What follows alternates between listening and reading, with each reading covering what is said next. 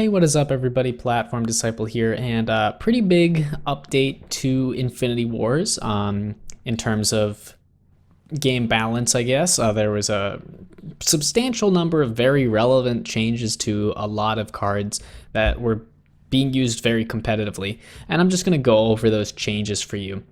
So to begin, I will point out that I think a large portion of these changes targeted the Robo-Hammer deck that I've been talking about a lot, and I think a lot of people have been talking about, which was arguably one of the best decks in the game. Now, in my previous video, I showed the deck tech that I was using, the Tibat Urn deck that has like a 95% win rate against the Robo-Hammer deck. So although the Robo-Hammer deck might not have been insanely like oppressive towards the meta, like you could play other decks, that doesn't mean that it wasn't unbalanced. And what made it unbalanced was not so much that it was unbeatable, but that it completely overshadowed any other aggressive deck, because it was just generally better at everything other aggressive decks did. The one exception might be the Death Blast deck, which did have or does have some distinct differences and advantages. Anyways, so one thing before we get into the actual card changes, one thing I want to say that I think is potentially a problem that could continue to pop up, which although I think these nerfs have appropriately addressed the Robo-Hammer deck, I'm going to show you something which is part of the reason why the Robo-Hammer deck exists, in my opinion. So if we look at triple purity cards, you'll notice that a lot of very, very key, powerful cards for particular factions show up at triple purity. Very game-defining cards, I think, that encourage people to play triple purity. Like Descendants of the Dragons has like the avatars and stuff. Really, there's just a lot of like insane stuff at triple purity. But if we look at Flame Dawn has 5 triple purity cards, which is more than some other factions. Like I just showed you, the Overseers only have 2. But if you look at the playability of these cards, the Overseers have Azael, who is very, very good, and Heavenly Wish, which is definitely playable at a bare minimum. If we look at the Flame Dawn cards, we have 2 cards that are all right, Nyx and Flame Dawn Fanatic. Both of these are pretty solid cards. And then 3 cards that are really, really just kind of bad. Like, can't really justify using these at all. And that's part of the reason why you saw this Robo-Hammer deck, is because there's no reason really to play triple purity Flame Dawn. So you can play the 2 purity Flame Dawn, and then you have 1 available purity to put into any faction of your choice. And it just so happens that Genesis had a very, very good single purity, set of cards that worked very well with the aggressive theme.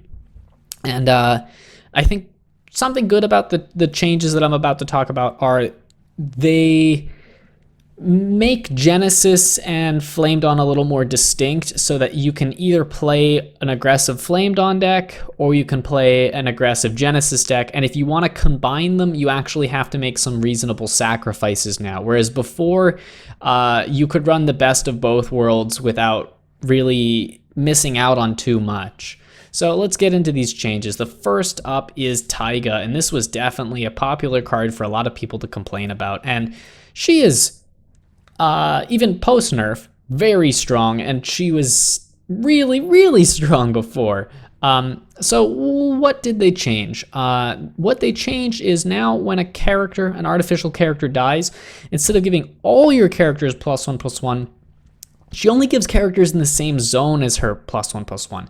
And basically what this means is that if you want to use Taiga very aggressively, she needs to come out of the support zone.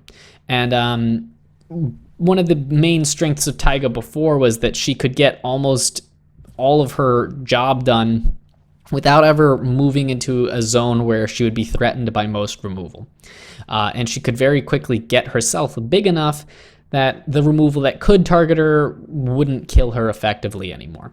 And now, although you can still leave her in the support zone, if you do, you lose a very large aggressive push that you could be making. I think the card's still good. I still think it's very good for any Genesis Robots deck. And I used to love playing the Robots deck so much. And it's still good. It's just no longer as oppressive to decks that couldn't deal with her while she was in the support zone. Next change is Splitter Light. This card is 2 purity now.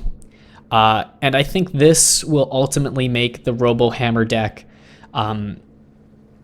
probably cease to exist, at least as we know it. If there is a Robo-Hammer deck in the future, it's definitely not going to be the same kind of like Taiga, Luca, Splitter Light spam. You might just be using Splitter Robot for how stat efficient it is, and instead of swarming the board really quickly. And the last nerf that affects this Robo-Hammer deck is Red Tape.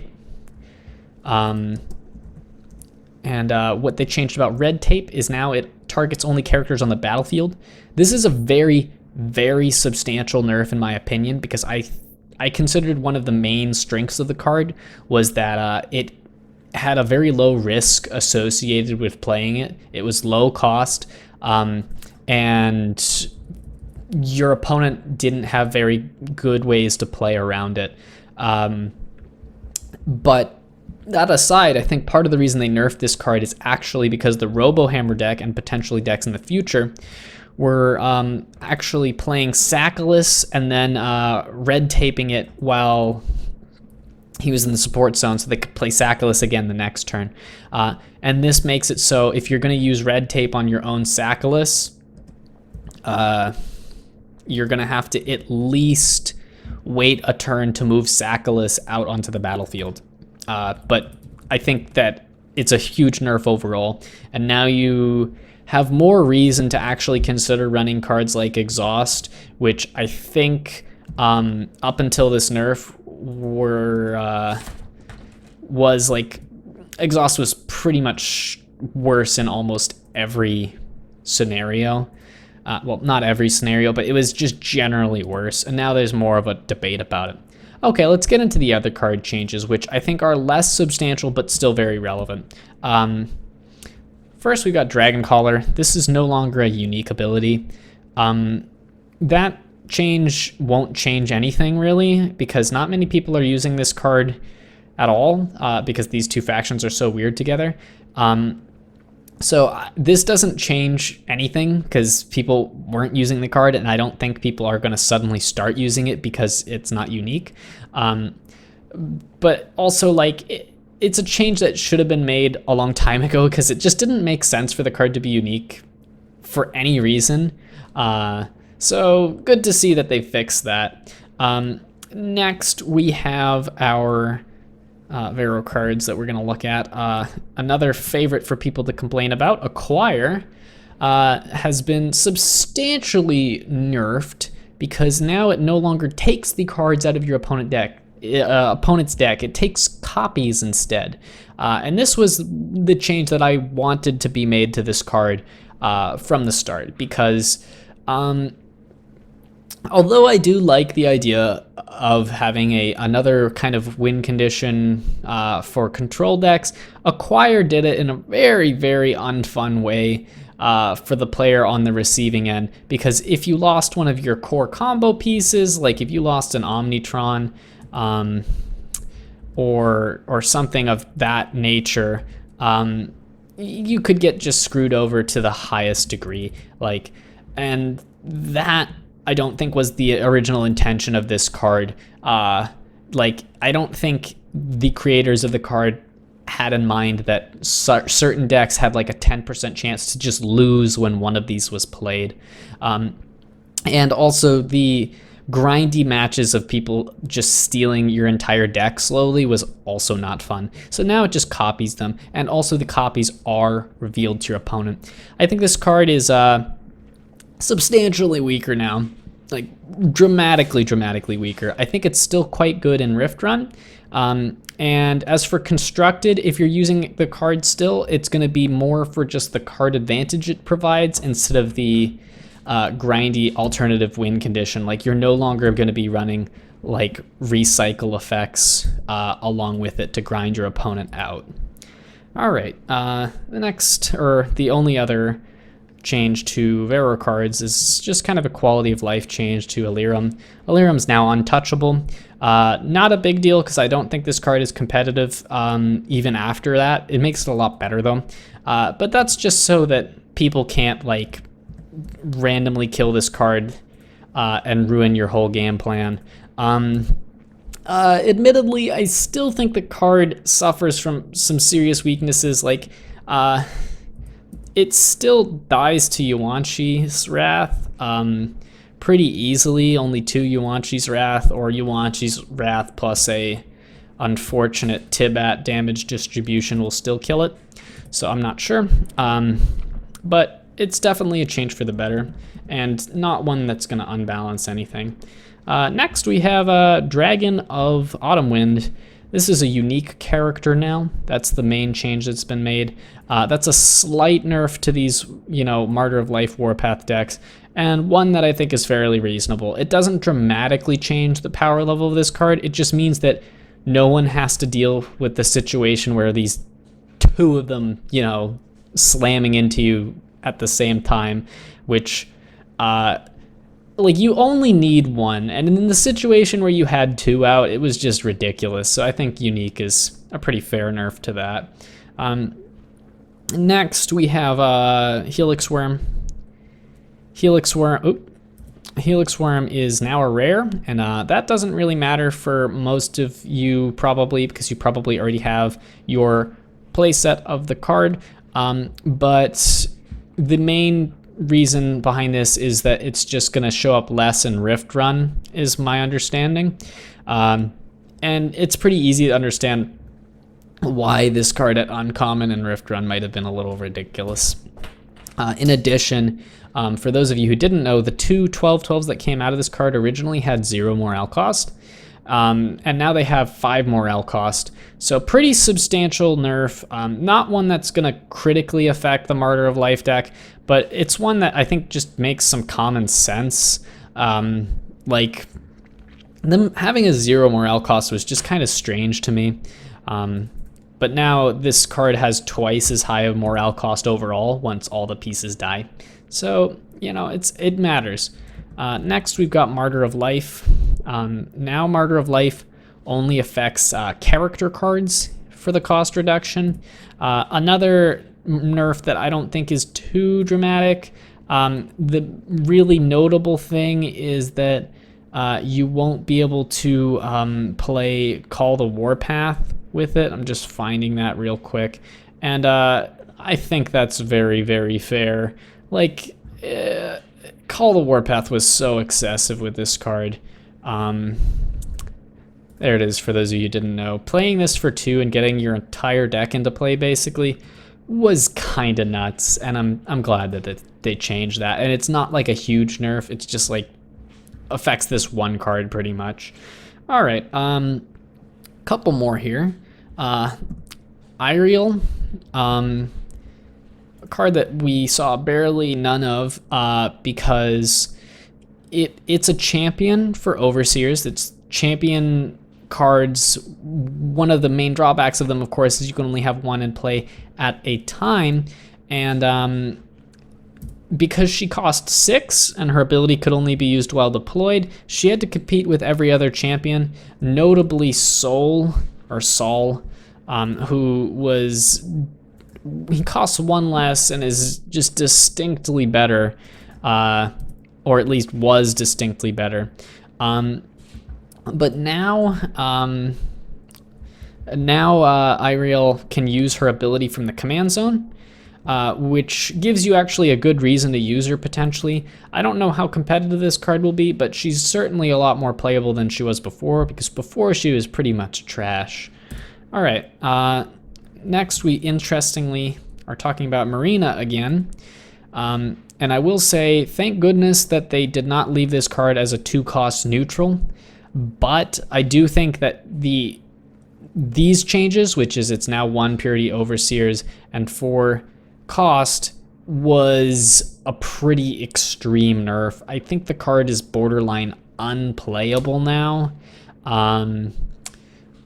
So I mean, I don't care that much that there's a bad legendary. There's nothing wrong with there being bad legendaries, but I think that they could have just reverted it to what it originally was, which was a 3-cost neutral that didn't give untouchable, because now I don't expect to see this card very much at all. But that being said, I don't care that this card is garbage. I'm just grateful that it's not the nightmare overpowered nonsense that it was before they disabled it. Like, thank goodness. All right, last one, not too crazy, but Rift to the Old World and Vandalize had their costs reduced to 5 from 6. I think that's like a quality of life change, because those cards were and still are pretty frickin' bad, but now some factions that don't have the ability to destroy those cards now have the ability to do so if at any point a particular strategy becomes so oppressive that you need to have these on the sideboard. And I don't think there's any strategy like that right now, but like hypothetically, like Painstone, Flame Dawn has no way to kill Painstone, and this card could really shut down a Flame Dawn deck, depending. I don't expect Painstone to become like the new meta or anything, but if it did, then at least Flame Dawn would have the option to use Vandalize or other similar kind of scenarios, I guess. All right, and then there's a couple changes to draft. Raziel is banned as a commander in draft. You won't see him as a commander in draft again. Thank goodness, because this card was so stupid in draft as a commander. It was ridiculous. Like, I just the other day I played against a guy twice, same guy who had this in the command zone. I was playing triple sleepers, which means I don't have any way to deal with this card until like turn 6, and he could outrace me with this 1-cost card versus my like entire deck. He dealt 50 damage to me with his 1-drop before I could kill it. And he didn't have to play around anything. So it's safe to say that I, for one, am very glad that this is not going to be a commander anymore in draft. The other thing to note, which is I think they categorized it under bug fix. I don't know if it's really a bug or not, but now Raziel gains +3/+3 after he does damage, if I'm not mistaken, although the card doesn't really say that. But he's supposed to function like Chlor now. Chlor gains his +2/+2 after he does damage, and that's pretty substantial in terms of how it adds up, because like let's look at the damage across 3 turns. Before was going to be 4, 7, and then 10, which comes out to 21 damage, and now it's 1, 4, 7, which is going to just come out to 12.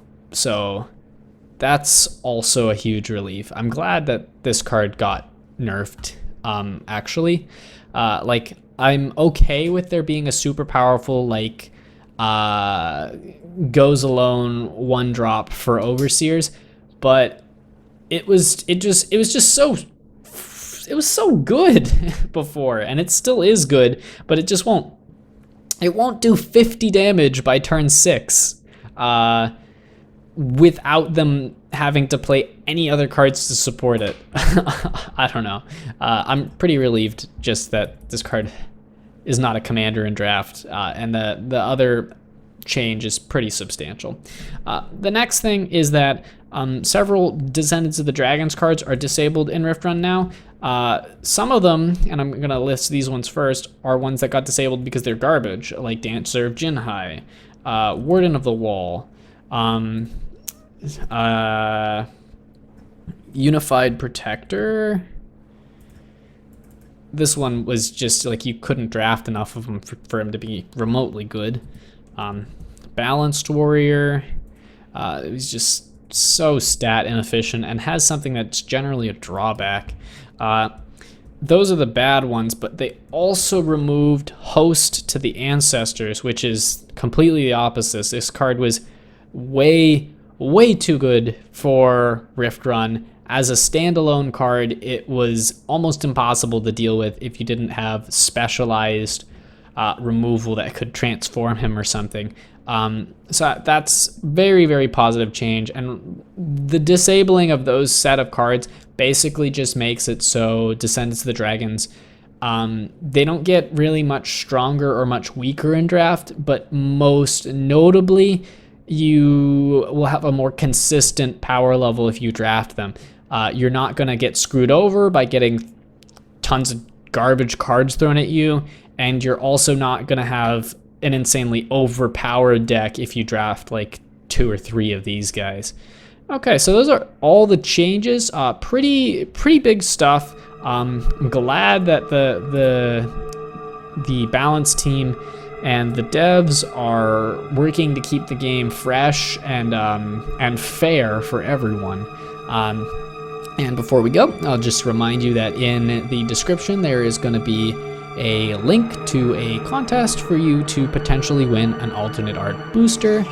Good luck on that, everybody, and until next time, peace out.